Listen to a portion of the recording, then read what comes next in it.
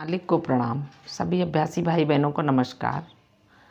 आध्यात्मिकता की पुकार 14 अप्रैल 1988 को कलकत्ता में दी गई वार्ता। चारी जी कहते हैं, आज एक व्यक्ति आया, उसने मुझसे पूछा कि क्या मैं पुस्तकें पढ़कर आध्यात्मिक प्रगति कर सकता हूँ। कोई सामान्य पढ़ा लिखा साधारण बुद्धि ज्ञान संपन्न व्यक्ति ऐसा मूर्खतापूर्ण प्रश्न करता तो बात समझ में आ सकती थी, लेकिन प्रश्नकर्ता बहुत बुद्धिमान माना जाता था। अब क्या आप भोजन विषयक पुस्तकें पढ़कर अपनी क्षुधा शांत कर सकते हैं? क्या आप रोजगार विषयक पुस्तकें पढ़कर नौकरी पा सकते हैं? आपको कुछ न कुछ करना पड़ेगा। पढ़ना केवल हमें यह बताता है, यह सिखाता है कि हमें क्या करना चाहिए, इसे कैसे करना चाहिए। यदि हम केवल पढ़ रहे हैं और कुछ कर नहीं रहे तो बेहतर है कुछ पढ़े ही नहीं। पढ़ने की खातिर पढ़ने का कोई मूल्य नहीं, इससे कोई लाभ नहीं। लेकिन सहज मार्ग के 10 उसूलों की व्याख्या पढ़कर सो जाने से क्या लाभ? तुम क्या कर रहे हो? साहब, मैं सहज मार्ग के 10 उसूलों की व्याख्या का एक अध्याय पढ़ रहा हूँ। क्या तुम सूर्य उदय के पहले उठ रहे हो? अजी साहब, आप तो जानते हो आजकल की ज़िंदगी में कितने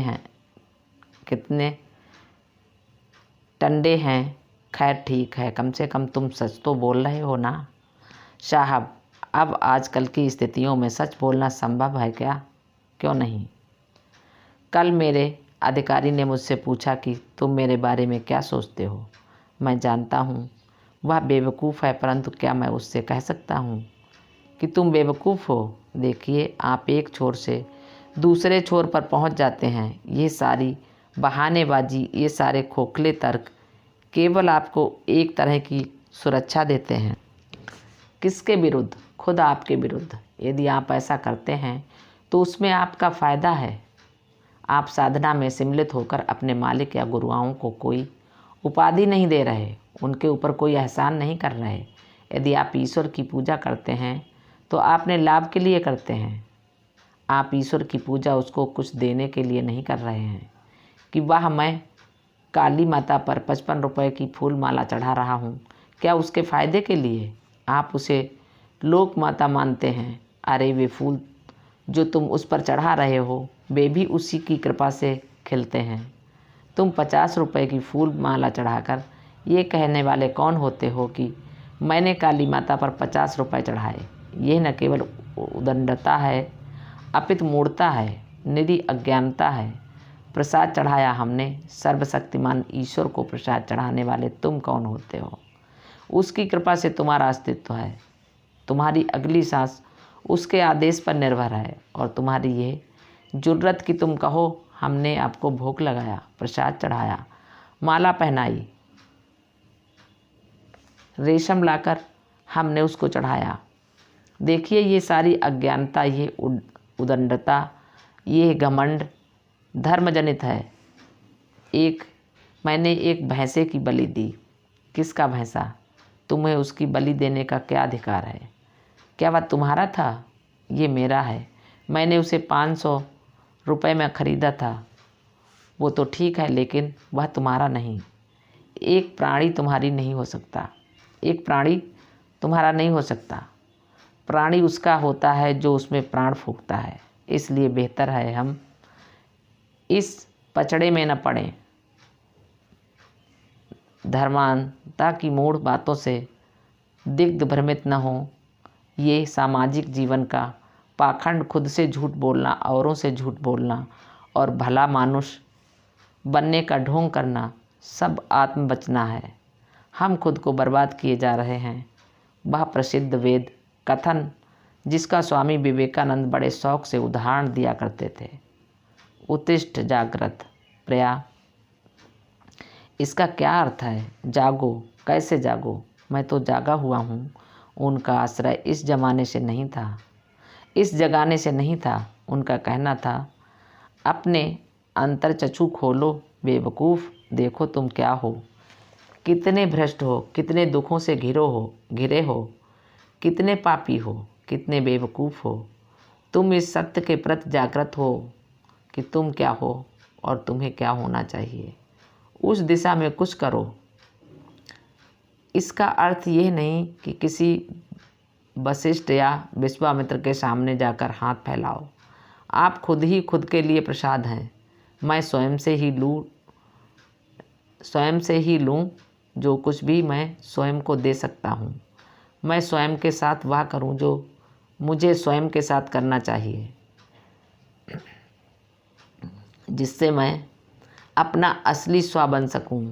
इसलिए ध्यान एवं आध्यात्मिक साधना केवल हमें स्वतंत्र रूप से स्वयं के ऊपर स्वयं काम करना सिखाती है। निसंदेह इसमें उसकी कृपा तो है ही, और वे हमें वह बनाते हैं जो वस्तुतः हमें बनना चाहिए और जो आज हम नहीं हैं। नहीं साहब, मैं तो भला आदमी हूँ। मैंने कभी किसी का बुरा नहीं किया। इतना पर्याप्त नहीं है। संसार में ऐसा कोई विधान नहीं जो आपको किसी का बुरा करने का अधिकार देता हो। इसलिए यदि आपने किसी का बुरा नहीं किया तो ये यदि कोई लाभ है तो केवल नकारात्मक लाभ। यदि आपने अपने जीवन में एक चींटी भी नहीं मारी तो यह केवल एक नकारात्मक चरित्र का घोतक है। कोई आपसे पूछ सकता है, अद्भुत श्रीमान जी, आपसे कहा किसने था कि आप रोज़ाना एक चींटी का वध करें, जो आप बड़े गर्व के साथ बता रहे हैं कि मैंने एक चींटी भी नहीं मारी। बेवकूफ़ आदमी।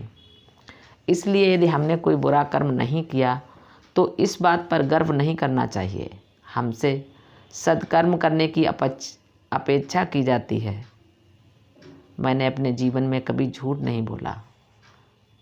तुमने कभी सत्य बोला है? वेदों का कथन है, सत्यम वद, सत्य बोलो। ये कथन ये नहीं कहता झूठ मत बोलो, अपितु कहता है सत्य बोलो।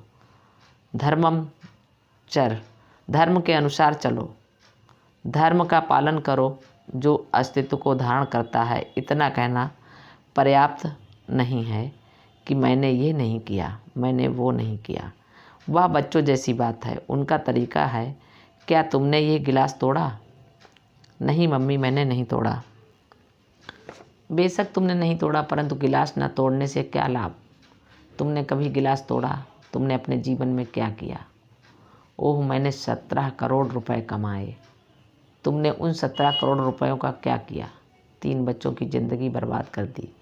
एक लड़की मुसलमान के साथ भाग गई, एक लड़का नशेड़ी हो गया और तीसरे ने आत्महत्या कर ली। और तुम्हारी बीवी? साहब, उसके बारे में बताने में शर्म आती है। तो उन 17 करोड़ रुपए ने तुम्हारे लिए क्या किया? इसलिए हम कोई चीज़ बनाने की बात न करें जब तक कि खुद को न बना लें। जितने भी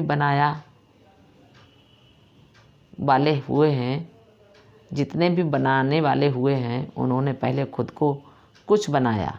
तुम किसी को पढ़ा सकते हो जब तुम खुद कुछ बन जाओ। इसके लिए पहले तुमको पढ़ना होगा, तभी तुम शिक्षक बन पाओगे।